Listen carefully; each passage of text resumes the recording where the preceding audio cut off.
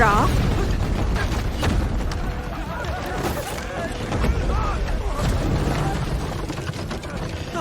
Đại nhân, không sao chứ đại nhân? Có chuyện gì vậy? Không biết ạ, đại nhân. Kiểm tra thân thuyền. Rõ.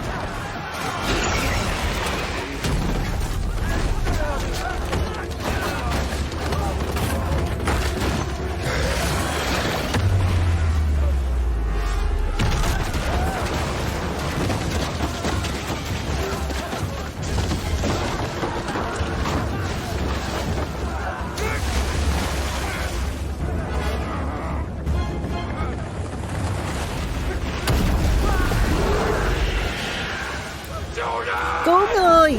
Rõ. Đại nhân.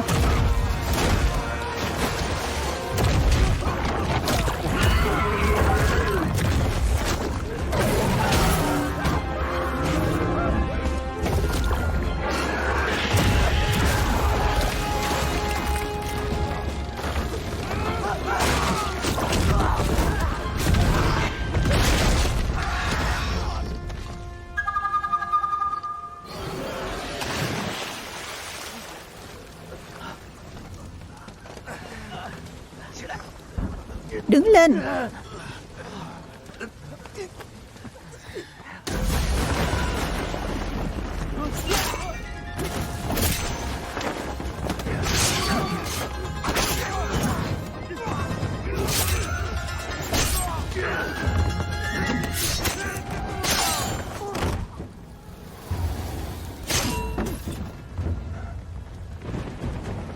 Quái vật dưới sông biến mất rồi. Mau đi tìm.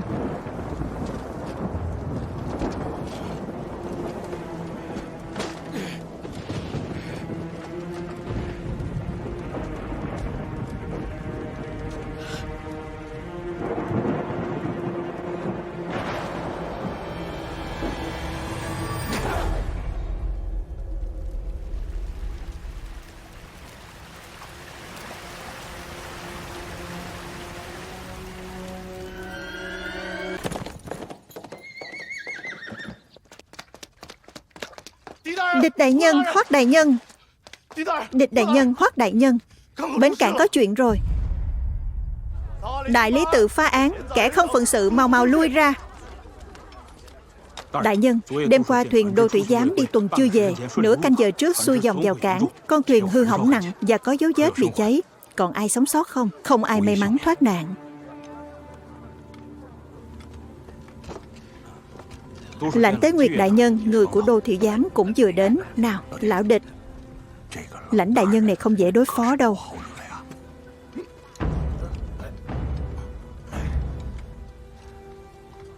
Đại nhân, xác chết đều ở đây. Đội tuần đêm của Đô Thủy Giám ta hơn 30 người. Người nói với ta đều ở đây ư?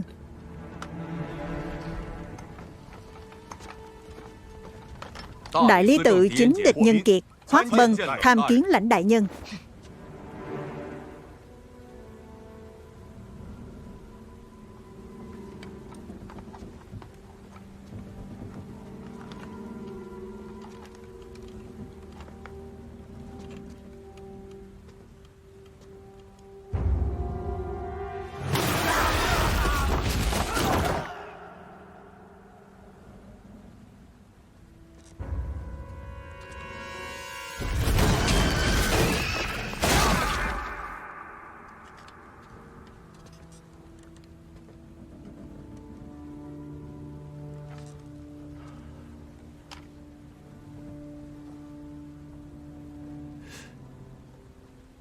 Chết cháy.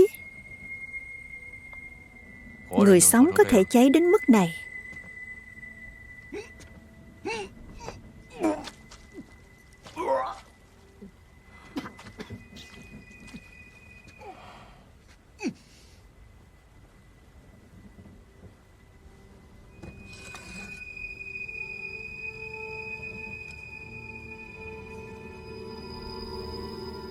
Vết thương đao chém rõ ràng, chứng tỏ lúc xảy ra vụ án đã đánh Giáp Lá Cà.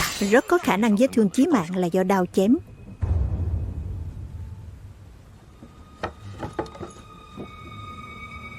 Đại nhân, chỗ này vẫn còn một cái xác.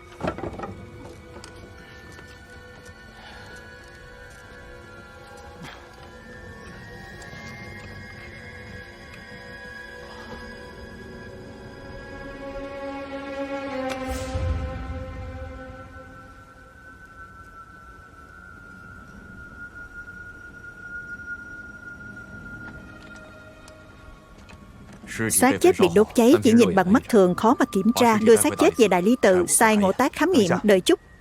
Lão Địch lại đây. Bây giờ mang về có nghĩa là chúng ta phải tiếp nhận. Đang là thời điểm đặc biệt, chỉ bằng tạm hoãn lại. Điều tra vụ án hình sự vốn là chức trách của Đại Lý Tự. Lo trước lo sau há chẳng phải không làm tròn trách nhiệm ư? Nhưng mà sao vậy? Không tự quyết định được sao? Nếu Đại Lý Tự các người không làm được, đô thị giám ta có thể tiếp nhận.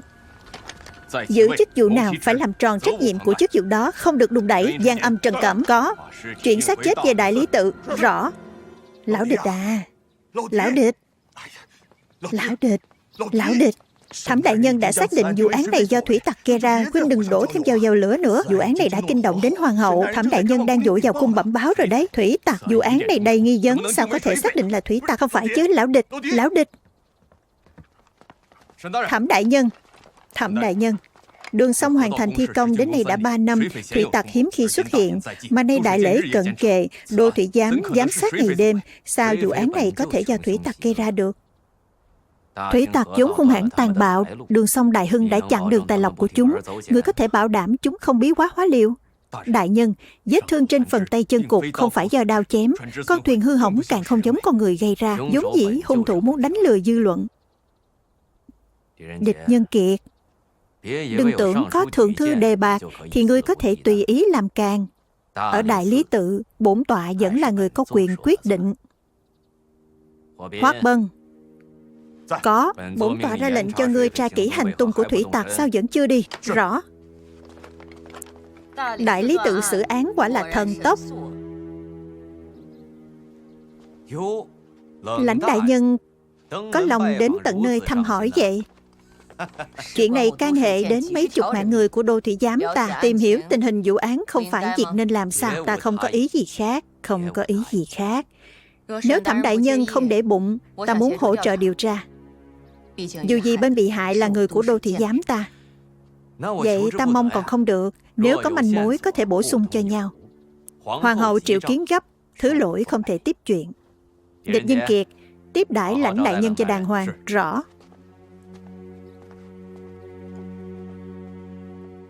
Khám nghiệm trước đã. Người biết không, con thuyền này của đô thủy giám buổi tối đi tuần đã chết nhiều người lắm. Đúng đấy, thành xác cháy cả. Ôi, cũng không biết đại lễ sông Đào có cử hành được không. Đúng đấy, gặp dịp không may. Thần sông, quỷ hồn. Ngươi tin? Bách tính ngu muội mê tín, không rõ chân tướng, chủ quan nghĩ bậy. Hoàng hậu không cần để ý. Đại lễ sông Đào vốn là hành động để củng cố lòng dân. Đúng lúc này lại có chuyện, còn khiến dư luận xôn xao. Rõ ràng là nhắm vào bổn cung. Nếu chưa giải quyết được vụ án này, người bảo bổn cung làm sao an tâm? Hoàng hậu nguôi giận. 3 ngày sau chính là đại lễ sông Đào. Đến lúc đó không phá được án thì xách đầu đến gặp.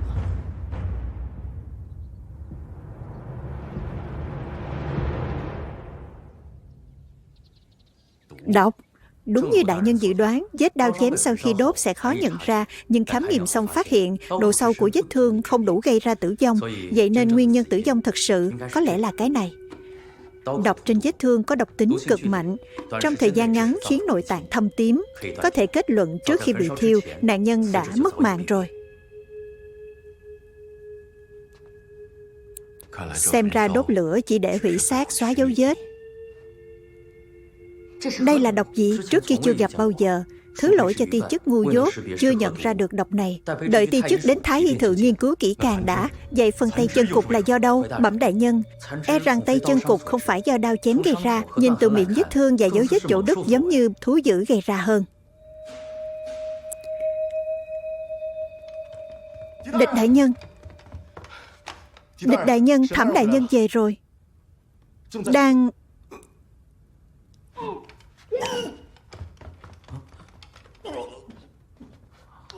Lãnh đại nhân, nếu có tình hình mới, hạ quan lại sai người thông báo. Mời.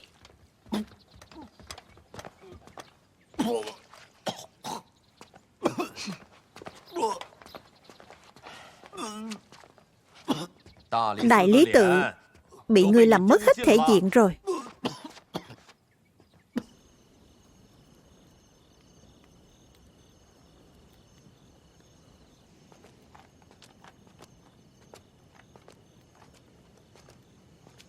Thẩm đại nhân, ban nãy nóng lòng tra án có hơi mạo phạm, mong đại nhân thứ tội.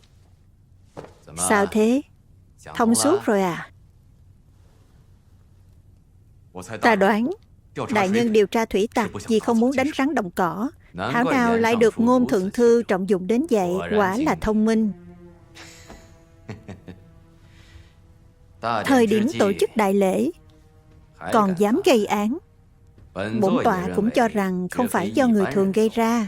Ý của đại nhân là địch nhân kiệt, ngươi nhớ lấy, phá án là trên hết. Bất cứ ai cũng có tình nghi. Trong triều nói Lãnh Tế Nguyệt được như hôm nay không thể thiếu phụ thân nguyên lão tam triều của cô ta. Mọi người đều rất bất mãn. Nếu Lãnh Tế Nguyệt muốn thăng tiến, phá án tranh công trước đại lễ cũng không phải là không có khả năng. Ta muốn hỗ trợ điều tra. Nói vậy là Lãnh đại nhân có ý đồ khác, có động cơ sẽ có tình nghi. Nói vậy thì cứ nói đừng ngại. Hoàng hậu và những đại thần phản đối người đấu đá nhau đã lâu, bất cứ ai cũng có động cơ. Còn hoàng hậu nhiều lần lập thành tích nhưng vẫn không thể làm mọi người nể phục. Có lẽ người muốn nhờ đó để diệt trừ kẻ đối lập. Còn những đại thần phản đối người muốn mượn việc này để ra oai với hoàng hậu. Người chỉ biết Lạc Dương quá quan liêu. Chính định kiến này đã kiểm soát người, khiến người không thể đối mặt một cách lý trí. Nếu chuyện này quả thật do trong triều làm ra, đi sai một bước cũng phải rơi đầu đấy. Thuộc hạ hiểu. Việc cấp bách trước mắt là an ninh của đại lễ. Bổn tọa cũng không có phép thuật phân thân. Vụ án này ngươi tự mình cẩn thận chút. Dân. Địch nhân kiệt, nếu ngươi phá được vụ án này, vậy cái ghế của bổn tọa sẽ do ngươi lên ngồi.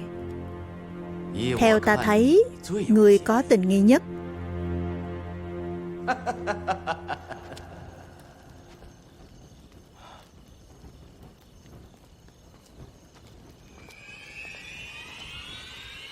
Ai? Sao lại thành ra thế này? Đêm qua bỗng có sấm sét, quái vật dưới sông đột nhiên mất kiểm soát. Đúng lúc gặp phải Đô Thủy Giám, chỉ có thể đưa ra hạ sách này. Ta còn kinh động đến đại lý tự, phải nghĩ cách giải quyết. Nếu đại lễ không thể cử hành đúng thời hạn, công sức của chúng ta sẽ đổ sông đổ bể. Yên tâm, đã chuẩn bị xong cả rồi.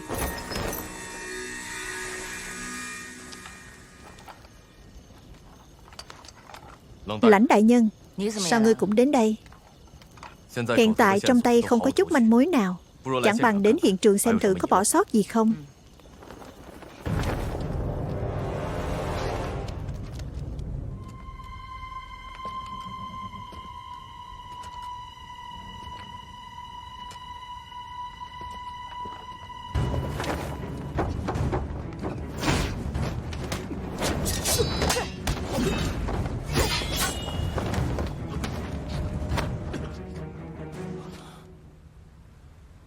Đoàn Ngôn, địch nhân kiệt. Nửa đêm canh ba lén là lén lút, có mục đích gì? Đại nhân hiểu lầm rồi, hắn từng làm việc chung với ta ở Tinh Châu. Vậy thì đã sao? Lãnh đại nhân, cô và ta từng gặp nhau. Đô Thủy Giám Thừa Dư Nguyên từng là thuộc hạ trong quân ta. Bảo trọng.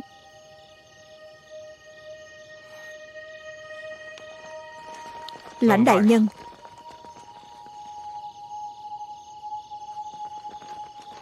nếu không có huynh ấy, có lẽ ta vẫn còn lang thang ngoài đường. Hôm nay nghe nói thuyền Đô Thủy Giám gặp nạn, hay tin Dương Nguyên bị hại, nên ta muốn đến xem thử có manh mối gì. Từ lúc chia tay ở Tinh Châu đến nay đã 3 năm. Khi gặp lại nhau, lại là cảnh ngộ thế này. Nếu là huynh, có lẽ sẽ tìm được hung thủ thực sự.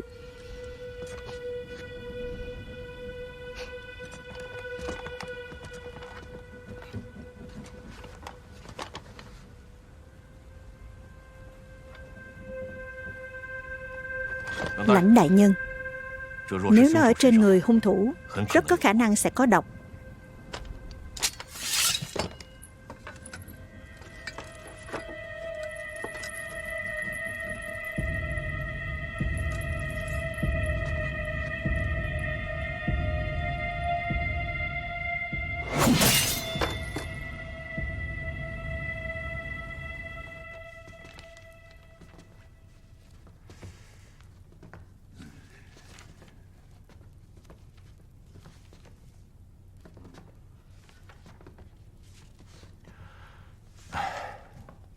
Chưa gặp bao giờ, đại nhân.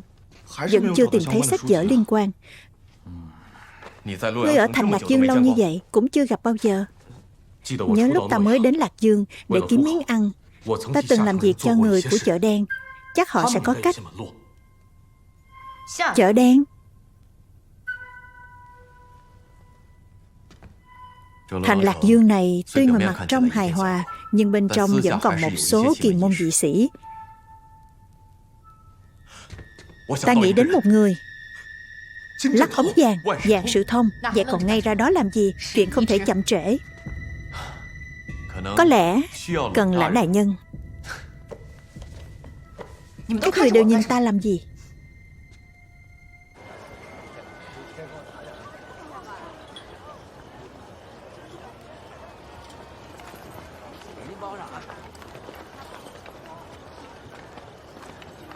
Đã là tra án, tại sao cứ phải ăn mặc thế này? Để bảo vệ thanh danh của đại nhân.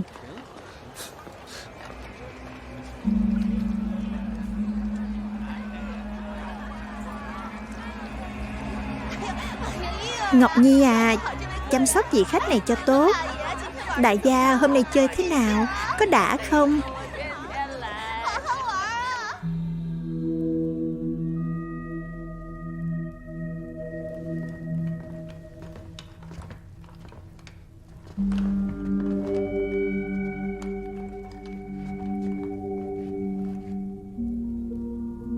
Chuột nghe lén.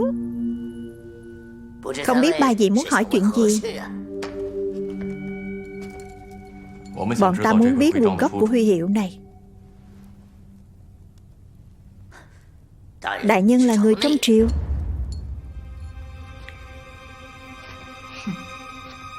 Đã biết bọn ta là người trong triều, còn nói nhảm nhiều như vậy.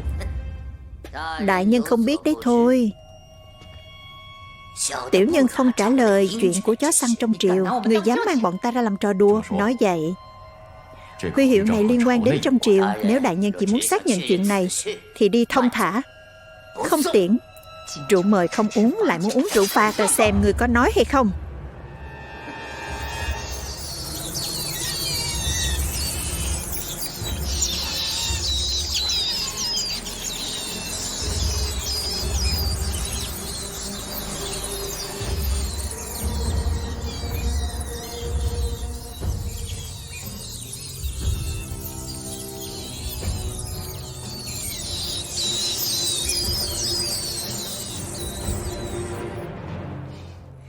Vị đại nhân này nóng tính quá đi. Đã biết bọn ta là người trong triều, vẫn không sợ bọn ta dẹp chỗ này sao? Đại nhân nương tay với. Chẳng qua tiểu nhân cũng chỉ thăm dò chút thôi. Ngài xem, nhỡ có kẻ gan to tày trời giả mạo quan viên triều đình thì sao?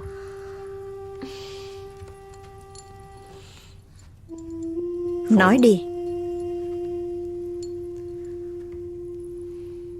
Huy hiệu này đại nhân muốn biết thật sao? Đúng.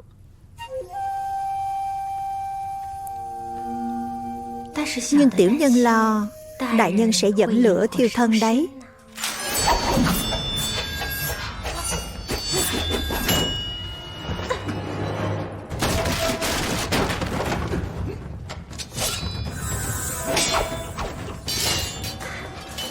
Đại nhân, ngài xem, lửa đã cháy rồi kìa.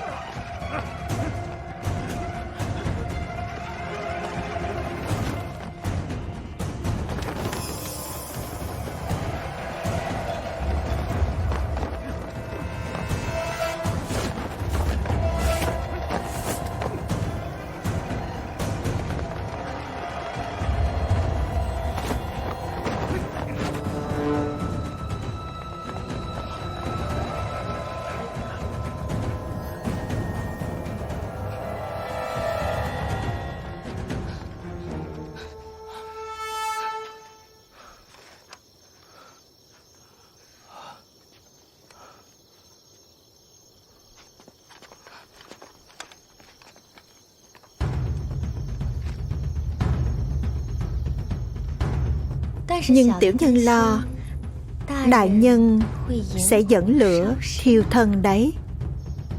Thập nhị giáp.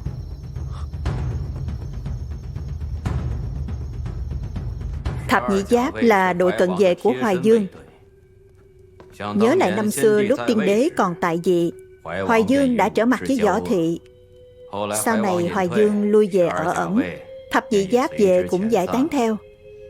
Nhưng cách ăn mặc và vũ khí của thập nhị giáp lúc nãy đều vô cùng kỳ lạ, không giống người Trung Nguyên.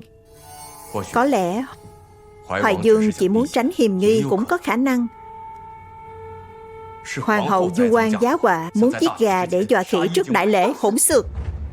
Địch Nhân Kiệt, người cả gan nghi ngờ hoàng hậu. Hoàng hậu hiểu thấu Hoài Dương, làm ra cái huy hiệu có khó gì. Lãnh đại nhân. Lãnh đại nhân nguôi giận. Địch Nhân Kiệt chỉ nói là nghi ngờ mà thôi. Phá án là trên hết, bất cứ ai cũng có tình nghi.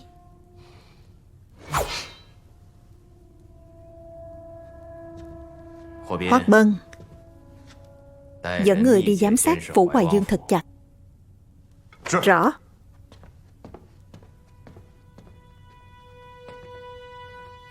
Nhưng chỉ dựa vào một cái huy hiệu này hoàn toàn không thể mang ra làm bằng chứng. Tên Địch Nhân Kiệt này khó giải quyết hơn ta nghĩ.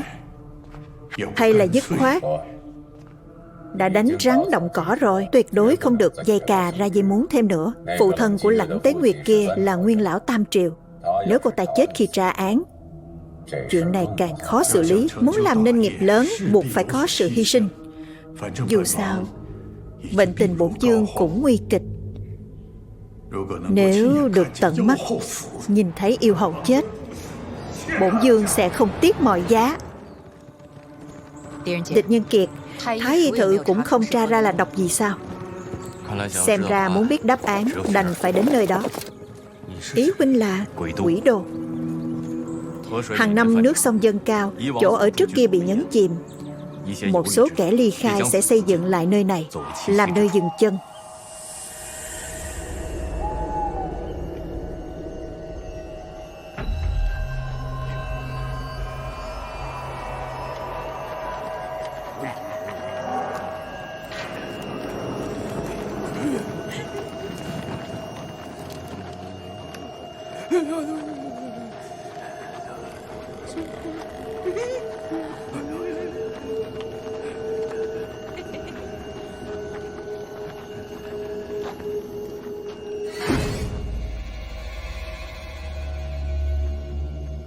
Dược vô thường. Dược vô thường. Dược vô thường. Dược vô thường. Ai mà hô to gọi nhỏ vậy?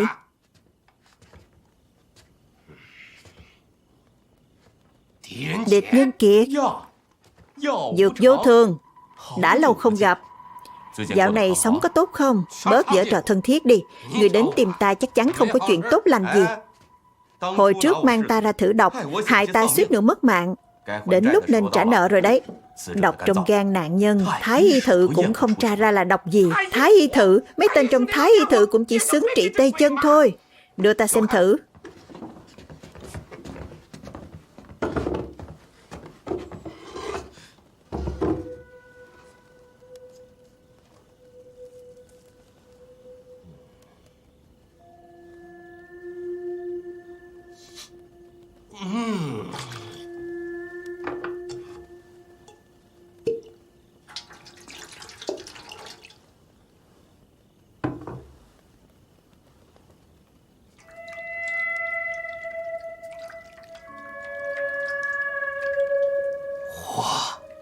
Ghê gớm đấy. Thế nào? Thú vị. Khá thú vị. Cho ta chút thời gian. Nếu mục tiêu Hoài Dương đã là hoàng hậu, tại sao lại giết người của Đô Thủy Giám? Có lẽ đối với Hoài Dương giết ai cũng giống nhau. Mục đích chính là tạo nên vụ án bỏ ngỏ, ra qua với hoàng hậu.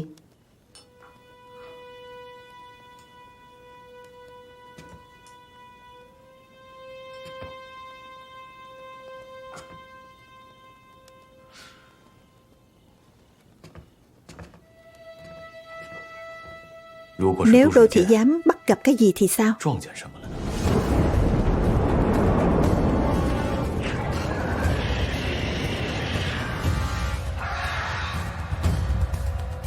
Thuyền của Đô Thủy Giám vào cảng lúc giờ Mão 3 khắc. Theo lời Ngộ Tác nói, thời gian tử vong là giờ hợi. Từ đó suy đoán, có lẽ là ở đây.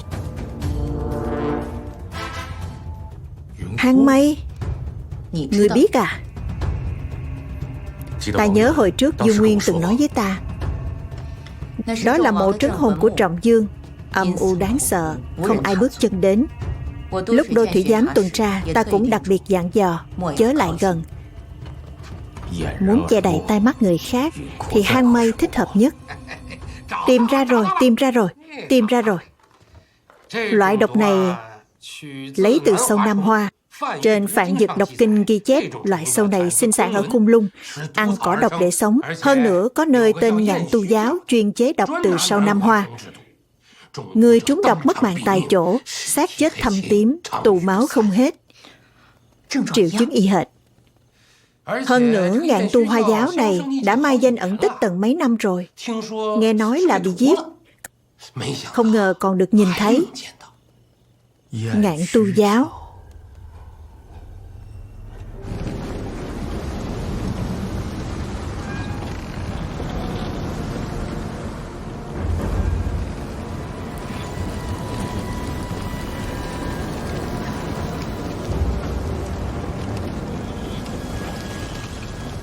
Các người muốn đi hang Mây thật sao? Trên dưới Dương phủ không có một ai, chắc hẳn là bỏ trốn ngay trong đêm. Khẩn cầu Thẩm đại nhân cho phép, đại lễ cận kề. Ngươi điều động nhân lực, nếu xảy ra bất trắc thì xách đầu đến gặp. Đa tạ Thẩm đại nhân. Hoắc đại nhân, rốt cuộc hang Mây này là...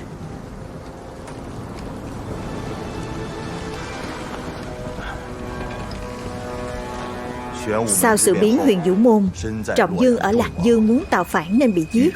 Trước khi chết còn phao tin sẽ hóa làm ác quỷ, khiến tiên đế mãi không được yên ổn. Tiên đế nổi cơn thịnh nộ, lệnh cho thái sử Lý Thuần Phong xây mộ trấn hồn ở hang Mây, hòng khiến cho hồn quỷ của Trọng Dương vĩnh viễn không được siêu sinh.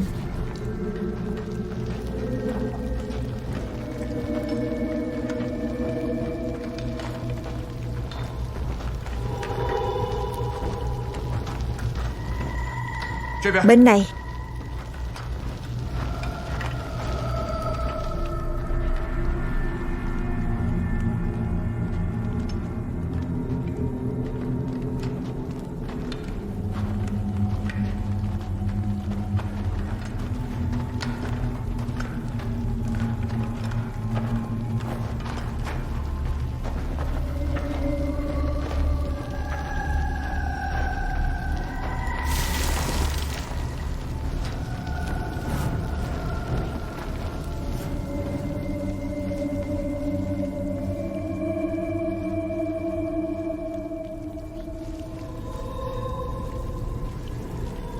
Mọi người cẩn thận, đừng quấy nhiễu mấy con dơi này. Đi.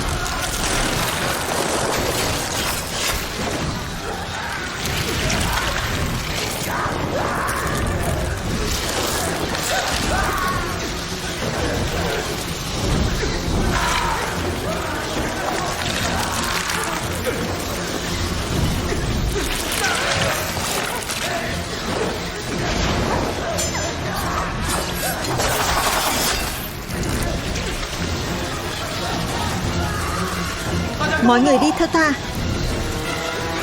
Đi. Mau, đi mau, mau mau.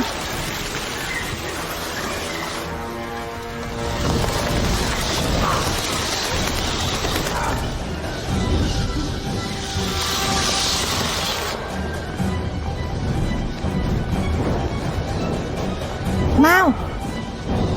Mau lên, đi mau.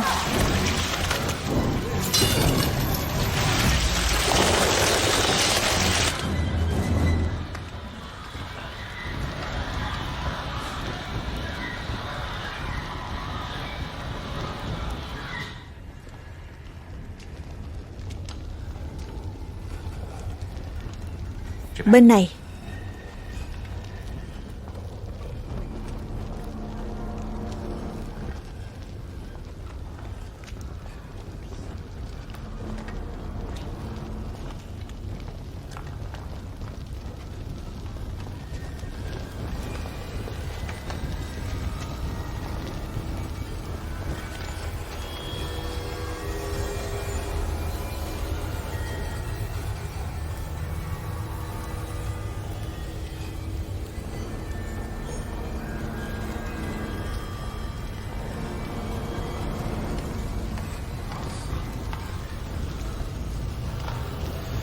Đi.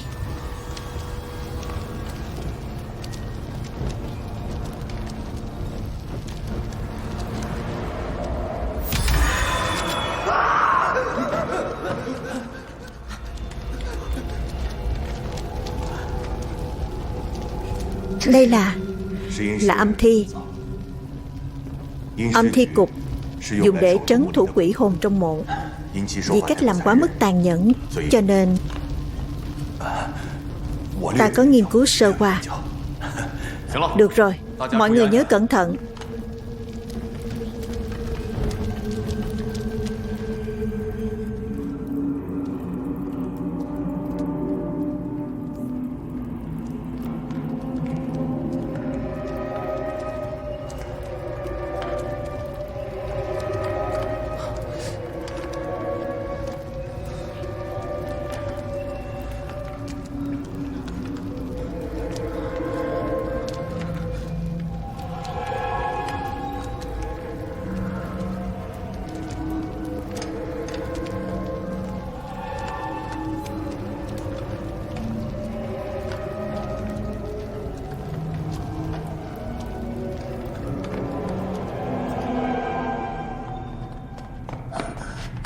Chúng đến rồi.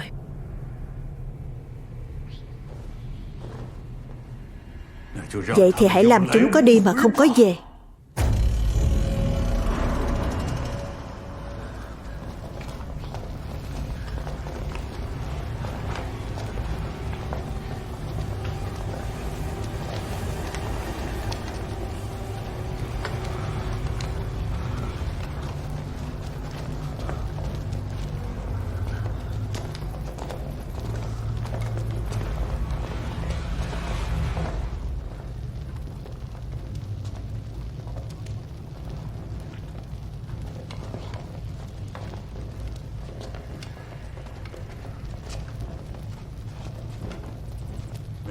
Không ngờ con gái của Lãnh tướng quân cũng dính vào. Hoài Dương, tại sao lại giết người của Đô Thị Giám ta? Muốn trách thì trách họ đã biết quá nhiều. Dương gia, người lui về ở đã lâu, tại sao lại cố ý gây ra hỗn loạn, khiến Lạc Dương lòng người hoang mang? Người là địch nhân kiệt. Đúng vậy. Yêu hậu cầm quyền, mê hoặc tiên đế, giờ đây lại quyến rũ thánh thượng. Không diệt trừ yêu hậu thì đại đường ta sẽ diệt vong. Dương gia, giờ đây quốc thái dân an, các nước lân bang kính trọng ngưỡng mộ. Trái lại, ngài mượn danh xả tắc để lạm sát người vô tội, há chẳng phải lẫn lộn đầu đuôi sao? Vì Giang Sơn đại đường ta chết vài người thì đã sao? Ngông cuồng. Đó đều là những người sẵn lòng cúc cung tận tụy cho đại đường. Không quan trọng nữa. Lên!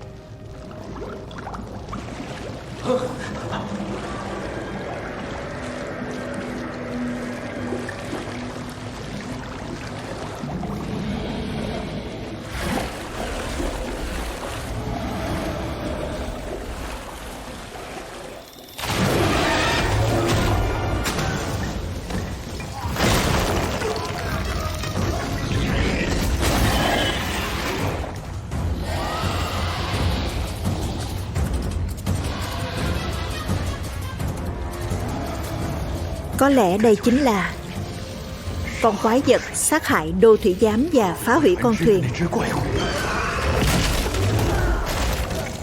Giang Âm!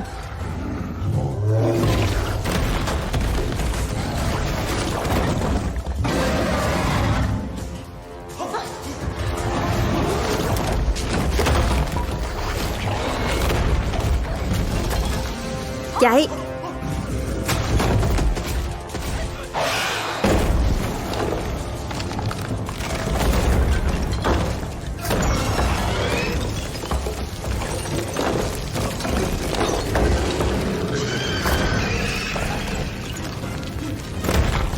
Các người đi mau!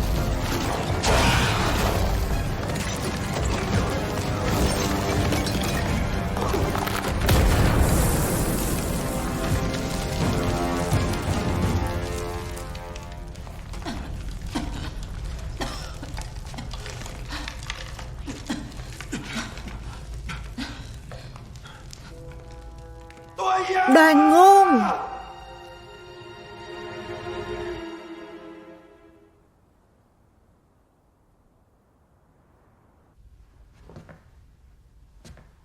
Hoài Dương, đúng vậy.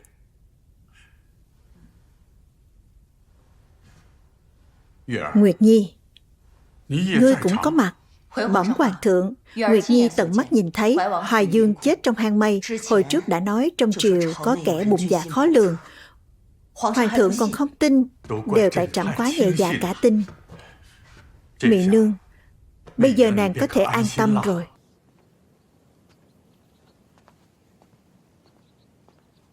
Lão địch, huynh xem giúp ta văn thư kết án này còn sai sót gì không?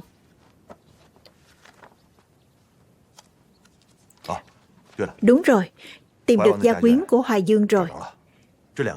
2 tháng trước, Hoài Dương đã chuyển họ đến Biện Châu. Thảo nào trên dưới Dương phủ không có một ai. Ta vẫn thấy đã để sót ở đâu đó. Hoài Dương âm hận với hoàng hậu, tập hợp lôi kéo tàn dư của dị giáo, ý đồ mưu phản. Còn gì nữa? Hoài Dương ở ẩn nhiều năm, nay khởi sự ắt hẳn mưu đồ đã lâu. Bây giờ vụ án tiến hành suôn sẻ như vậy, nếu như có bất cứ manh mối nào khác, ta cũng có thể xử lý lại từ đầu. Lão Địch à, ta thấy huynh nghĩ nhiều quá rồi. Có điều đây cũng là chuyện tốt. Lăn lộn ở quan trường, quả thực phải cẩn thận hơn. Nói đến đây, trước kia ta còn nghĩ Thẩm đại nhân muốn mang huynh ra đổ võ, nhưng không ngờ trước đại lễ huynh lại thật sự phá được vụ án. Đại nhân đúng là dùng người thì không nghi ngờ. Chỉ là tiếc cho người bạn của huynh, Đoàn Ngôn, cả Giang Âm nữa. Chàng trai trẻ cần cù chăm chỉ. Tiếc quá.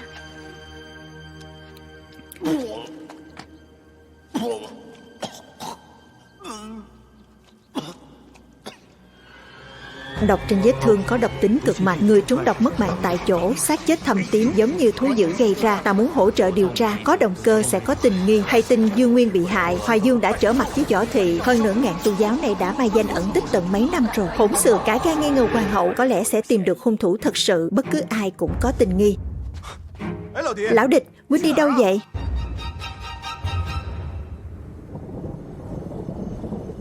Không màng danh lợi sẽ bình yên.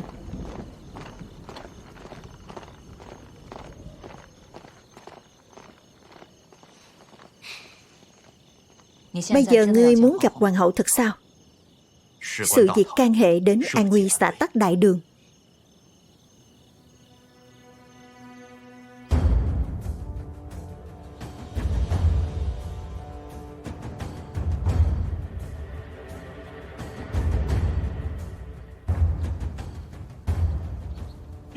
Đại lễ sông Đào bắt đầu ngay bây giờ.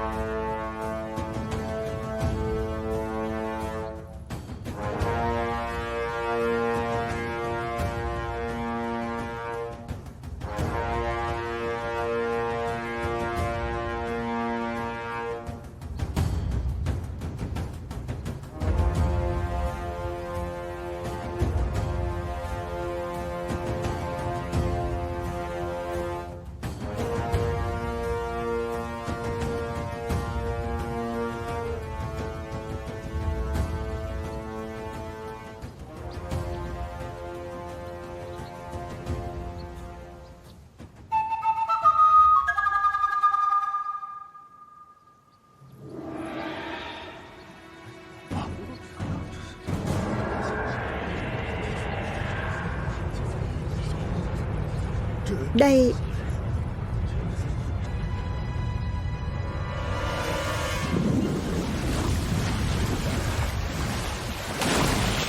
hộ giá.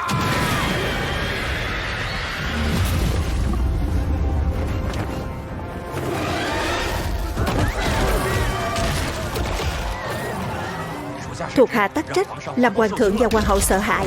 Hai vị đại nhân hộ tống thánh thượng và hoàng hậu đi trước. Mời.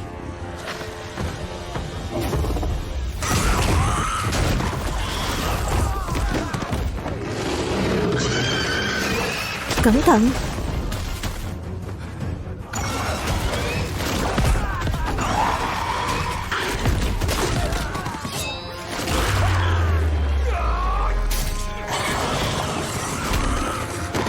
Địch Nhân Kiệt, Địch đại nhân, đi theo ta, đi.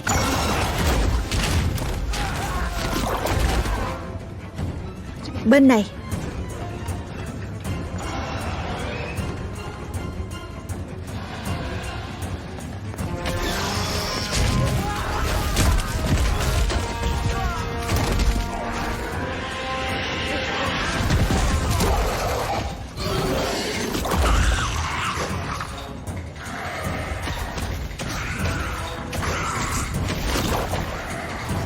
Kéo.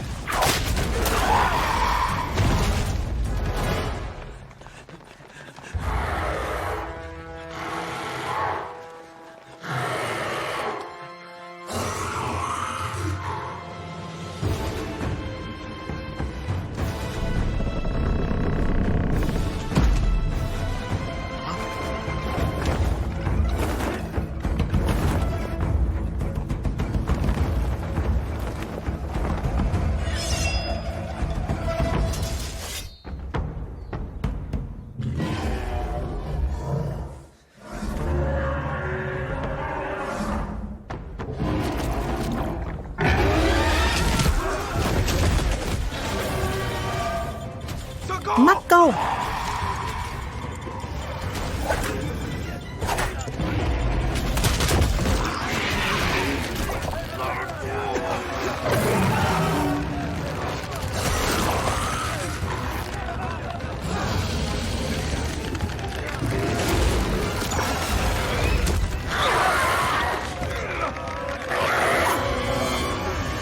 Dược vô thường.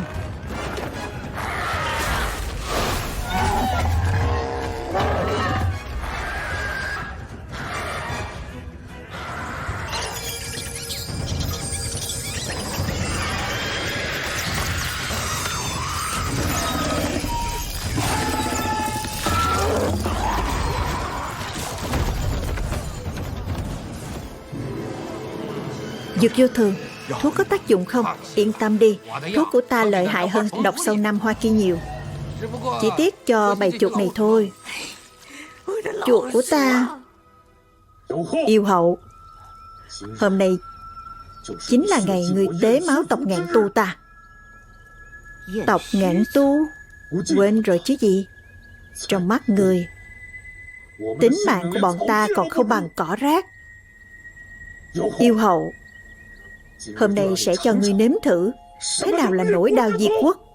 Lợi dụng quái vật để đánh triều đình. Dương Đông kích Tây hành thích nhị thánh, âm mưu của các ngươi đã kết thúc tại đây. Đoàn Ngôn, bó tay chịu trói đi.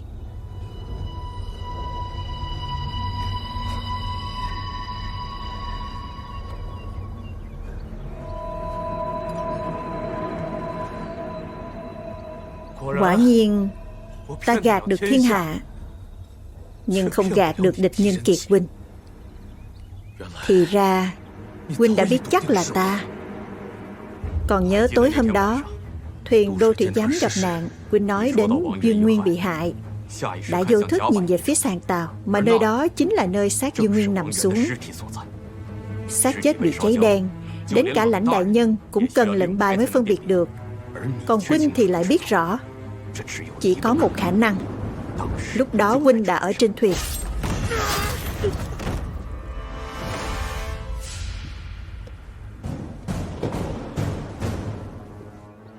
Nửa đêm huynh đột nhập lên thuyền, không phải để hủy xác xóa dấu vết, mà là cố tình đánh lạc hướng.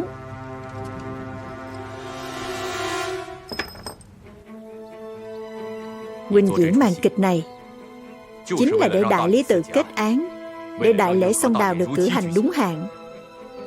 Đây chính là lý do tại sao ở chỗ chuột nghe lén trên vũ khí đã thương ta không có độc sâu Nam Hoa. Còn nhớ hôm đó ta từng nói không, nếu là huynh có lẽ sẽ tìm được hung thủ thật sự. Không ngờ chỉ dựa vào một sơ hở nhỏ. Ta chỉ hỏi huynh một câu, các người đánh cược tính mạng của cả tộc đối đầu với Đại Đường, có đáng không? Huynh hỏi ta có đáng hay không? Huynh hỏi người trong tộc đứng sau ta đi. Có ai không muốn băm dầm yêu hậu kia? Có ai không muốn các người nợ máu trả bằng máu?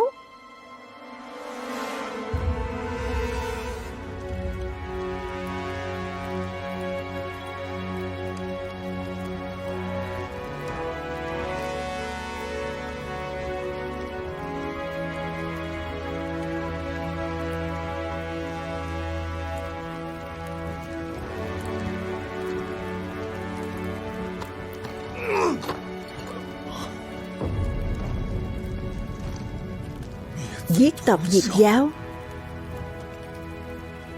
Hơn 30.000 người của tộc Ngạn Tu ta.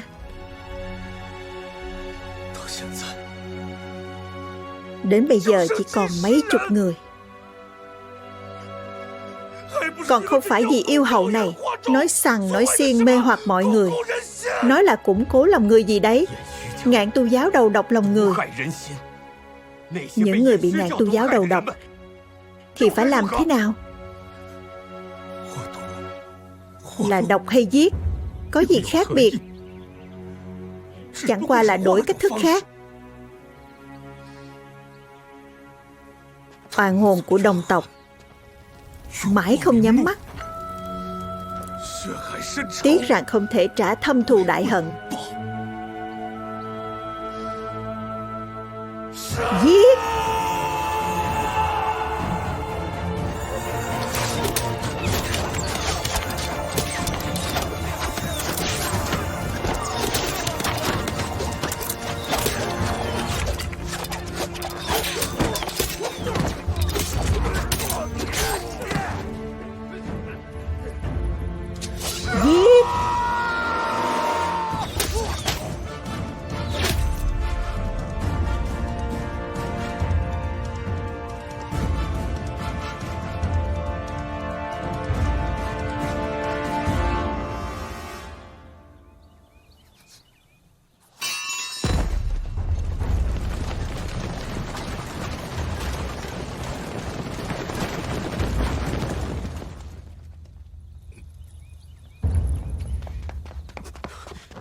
Đoàn Ngôn, Đoàn Ngôn.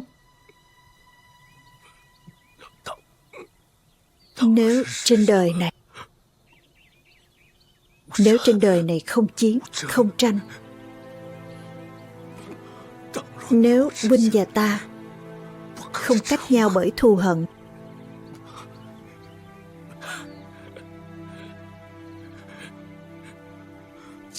hôm nay từ biệt.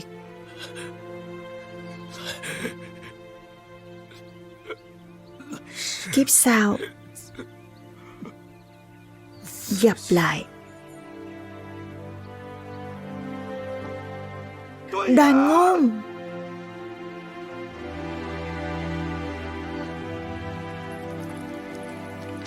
Bổn quan tắc trách, xin nhị thánh ban tội. Thẩm đại nhân, rốt cuộc ông muốn giấu giếm đến khi nào? Địch Nhân Kiệt, ngươi có ý gì? Trước mặt nhị thánh, ngươi đừng hòng vu khống ta. Phá án là trên hết. Bất cứ ai cũng có tình nghi. Nếu không có nội ứng ngoại hợp, chỉ riêng Đoàn Ngôn và người tộc Ngạn Tu muốn mượn đại lễ sông Đào để hủy diệt đại đường còn khó hơn lên trời. Hoài Dương ở ẩn nhiều năm, từ lâu đã không còn thực quyền. Phản tặc trong triều ắt hẳn vẫn còn kẻ khác. Tên Địch Nhân Kiệt này hay là dứt khoát không? Đã đánh rắn động cỏ rồi, tuyệt đối không được dây cà ra dây muống thêm nữa. Đại lý tự tra án đã chết bao nhiêu người, ông hoàn toàn không quan tâm. Có trùng hợp không chứ? Lãnh đại nhân nằng nặc đòi tham gia. Phụ thân của Lãnh Tế Nguyệt kia là nguyên lão Tam Triều. Nếu cô ta chết khi tra án, chuyện này càng khó xử lý. Đây cũng là lý do tại sao Đoàn Ngôn muốn cứu mạng bọn ta. Điểm chí mạng ở sau đầu. Các người đi mau. Các ông còn bất chấp tất cả, bày ra khổ nhục kế. Tất cả những chuyện này đều là để đại lễ có thể cử hành đúng hạn. Muốn làm nên nghiệp lớn, buộc phải có hy sinh. Dù sao bệnh tình bổn vương cũng nguy kịch.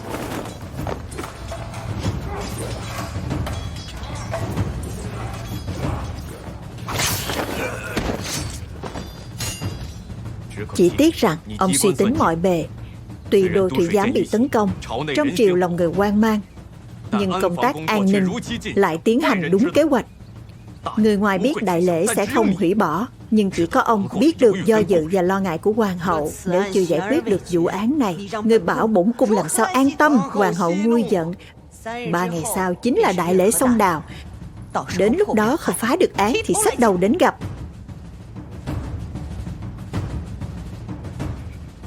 Nguy nan như vậy, nhưng ông chỉ lo cho an ninh đại lễ mà yên tâm giao vụ án cho ta. Việc cấp bách trước mắt là an ninh của đại lễ. Bổn tọa cũng không có phép thuật phân thân. Vụ án này ngươi tự mình cẩn thận chút, không phải lôi ta ra đổ vỏ, mà là ông tin chắc ta có thể phá án trước đại lễ.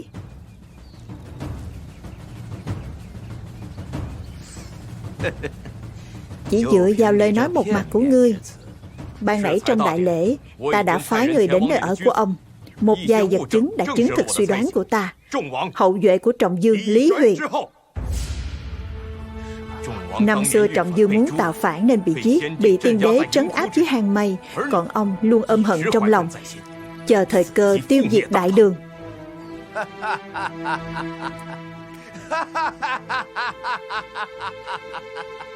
Địch Nhân Kiệt, ta thật sự đã xem thường ngươi.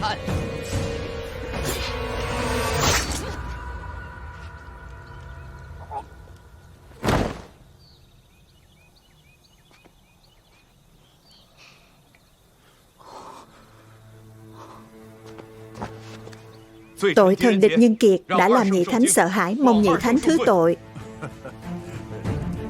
Địch Khanh tóm được phản tặc có công hộ giá, có tội gì đâu. Bây giờ ngươi muốn gặp hoàng hậu thực sao? Sự việc can hệ đến an nguy xã tắc đại đường. Đã biết âm mưu của chúng, còn muốn giăng võ bá quan của ta mạo hiểm ư? Đây là cách duy nhất để dụ rắn ra khỏi hang. Bổn cung muốn tiêu diệt ai, còn cần chứng cứ sao? Giúp đại đường hóa nguy thành an, cứu giăng võ bá quan khỏi sinh tử, há chẳng phải có thể tạo dựng uy tín hơn cả đại lễ sông Đào ư?